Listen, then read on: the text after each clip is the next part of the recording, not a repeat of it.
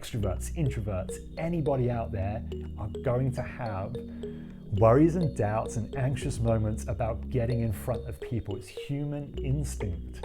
So it's not an introvert thing. We just might have a few extra little hurdles to get across in order to get in there. But once we're there, if we're passionate about what we're talking about, introverts can be really powerful speakers. Hey quiet creators, this is a little informal because I've got my notepad and pen, how I like to make notes and share instead of trying to remember or read off of a script.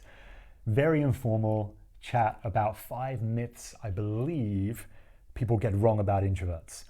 I could be wrong, I quite often am, but I think these are some of the myths and I'm guilty of it as somebody who didn't even realize I was an introvert for many years, and I'm not giving away my age, but many years. I think it's really common to think this. So number one, it's introverts don't like to talk. A myth that people believe that if we're introverts, we don't like to talk. We just like to be quiet and silent all the time. And that is not always the case. I put down here that small talk is a huge thing. I don't like small talk. Okay, it's not that I don't like it, I just don't know how to do it. I'm pretty rubbish at small talk, always have been. But as introverts, just because we don't like small talk or don't always like small talk, doesn't mean we don't like to talk, right? And I've put in a video before about the power that we have as content creators to be able to put words into meaning, have meaningful engagement through words. That's different to small talk. So we love to talk when there's something that the conversation goes somewhere, right? I always call it this kind of like dead-end conversation. So it's not that we don't like to talk. We're not silent people. We have voices. It's just that the way we like to talk might be different in the eyes of some other people. So that's number one. Number two, all introverts are shy. No, we're not. Not all introverts are shy, right? There is if I was going to draw 2 circles, one here, and they cross over in the middle, there is an opportunity for introverts and shy people to be interlinked.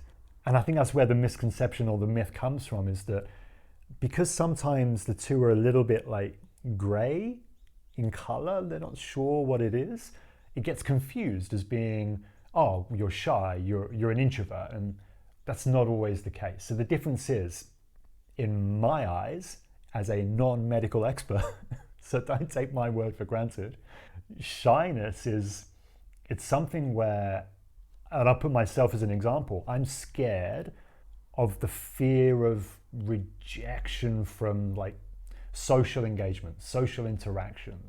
And I'm worried that what I say might not be approved in a big group environment. And so I kind of withdraw. And maybe you feel like this as well. Like, let me know in the comment, do you feel like this sometimes? If you're in a group, do you shy away, or let's say the word reserve, you draw away from the interaction because you're scared of what other people may think? See, that's shyness in my eyes. Introversion is more for me how I regain my energy stores. And as introverts, we need that solitude, we need that silence, we need that quiet time to build up those energy reserves. Whereas extroverts don't, they go the other way. And I've put this in a video before. So there's a difference there, right? Shyness and introversion are not the same. Not all introverts are shy. Some of us are for sure, but there's a difference. So there's number 2. Number 3, we can't be leaders. Introverts can't be leaders. I think that is a really big misconception. Now, I wonder why we think that. I wonder why society thinks that we can't be leaders as introverts. Because actually, some of the attributes that we have are incredibly important as leaders, as people who can provide support for a group. What is a leader? A leader is somebody who guides people through a process to a desired outcome. So you don't necessarily need to be, hey, look at me, yo. And I get that that can be really attractive to people who want to follow that, right? And I'm sure you've seen it on YouTube, or you've seen it in leadership positions. A lot of extroverted people, because they're outgoing and they have this persona about them that people are just drawn to, that makes them automatically go, oh, I'm the leader. Whereas actually, I always think of it longevity, right? In the short term, the short fix, that shot of caffeine, you love that rush. You love the people who are, wow, engaging, brings you close, and you want to follow that. But longevity-wise, I feel like the leaders who are more reserved and connect more on the individual level are the powerful ones. Think about Elon Musk. Love him or hate him, he's an awesome leader and innovator. He's an introvert. Richard Branson, all these people are introverts in nature, but they're incredible leaders. So that's a really, really interesting stat, right? And the myth is that we can't be leaders. So I would debunk that myth. 2 more, and remember, number 5 is a biggie. Number 4, introverts don't like public speaking. This is a big one for me because obviously when we're talking about content creation, getting on camera, setting up a YouTube channel, creating something to share with other people, it requires us to talk, right? I know I'm here talking to you right now in front of a camera from the comfort of my own home. I'm not in front of 50,000 people or 100 people or even 10 people, because I know that I can get the sweats going, right? Even 10 people. There are elements to that that are so interesting because we can speak. We can generate communication. When we think about public speaking, there are things that maybe you, let me know as well, like, do you feel this? If I was to think about public speaking right now, I would genuinely, automatically go to feeling a little bit anxious about how I am perceived. And remember, we said before about that shyness that we can often experience. And that's about what we fear other people think. And so if I'm going to get up in a group of 10, 100 people, whatever, naturally, I'm probably going to be worried, do they like what I say? And so there are things that do not stop us from being great public speakers. They're just these things that we have to overcome and deal with. That doesn't mean introverts can't do that. And I think that we have things that we can offer because we engage one-on-one with people so well. I'm going to put a link maybe up here or down there. Simon Sinek, I did a reaction video to Simon Sinek about why introverts are fantastic contributors of communication and can be great public speakers.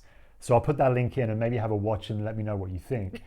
But I think that's a really, really important thing to think about. We all, extroverts, introverts, anybody out there, are going to have worries and doubts and anxious moments about getting in front of people. It's human instinct. So it's not an introvert thing. We just might have a few extra little hurdles to get across in order to get in there. But once we're there, if we're passionate about what we're talking about, introverts can be really, really powerful speakers. All right, thank you for bearing with me through number 4, 3, 2. This is number 5. Number 5 is introverts should be extroverts. I looked down because I put down should earlier. It could also be can or could. Introverts can be extroverts, could be extroverts.